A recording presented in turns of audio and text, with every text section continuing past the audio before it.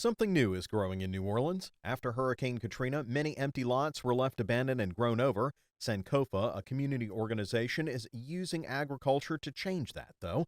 Founder and CEO Rashida Ferdinand has established a community garden here in the Ninth Ward. She says in addition to the food it provides, it also serves as an outdoor classroom. We started this garden around 2010, and we wanted it to be a space for community members to enjoy agriculture, a space where they could convene, learn about the basic processes of gardens, but also be able to refine skills that they may have. We have a lot of folks who do backyard gardening in this neighborhood, and we want it to be a resource space for them and also beautify the area. Sankofa also has operated a market for their produce at the entrance to the lower Ninth on St. Claude Avenue. A permanent structure is being put in place that will have both a market and serve as a learning center. Fresh food, fresh fruits and vegetables were one of the offerings, and we thought that also transforming this land and land that was unused or vacant into healthy, fresh spaces for growing food was also a great part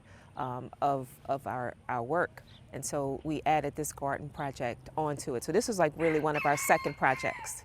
Good diets are not the only thing Sankofa is trying to fix. Here at the northern edge of the ward, they're restoring a 40-acre tract of wetlands by removing invasive tallow trees and replanting native species. So now with something like this where people can come out and school children can see, get described just what wetlands are, features that may have been here at one time. The wetland park is home to a lot of native birds. It will also be home to more educational opportunities aimed at the community's youth, including these signs and games as well as some outdoor classrooms. Projects like Sankofa are models for urban restoration and cities that want to work with nature, according to state conservationist Chad Kaser.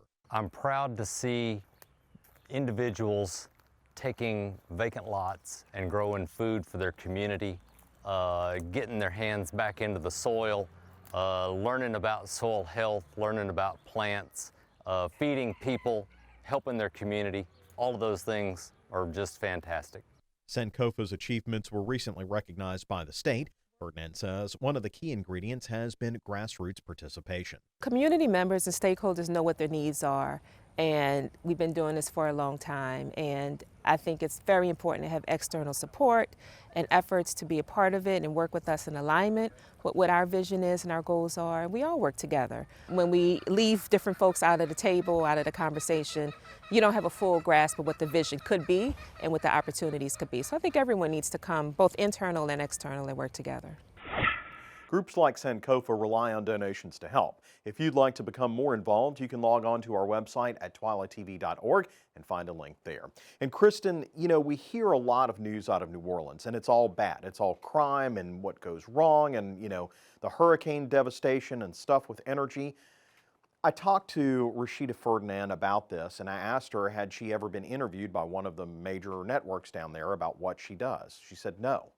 And so, I mean, she's got all this urban garden, she's got the market that's being built, and she's got this Wetlands Park project that actually helps protect this stuff from hurricanes in the future, and you don't see that in the news all the time. And of course, we're putting this out there, but there's groups like this that go on in the Ninth Ward and all throughout New Orleans, and they just don't get the attention because the old saying goes in journalism, if it bleeds, it leads. I was about to say, good news doesn't sell very often. And so I just think it's important. I think even if they put her out there once a month, once every quarter, whatever, that people might take some hope and become involved with this. I talked to a guy while I was out there at the Wetlands Park who was just proud of the work that he was doing, maintaining the park and helping, you know, renew this. And they're still, what you saw was about half of what they're going to do in the future. They're going to do all that 40 acres and get rid of all those tallow trees. But, you know, I mean, once they see these projects evolve, they get involved with it. And I think if they had more press like this,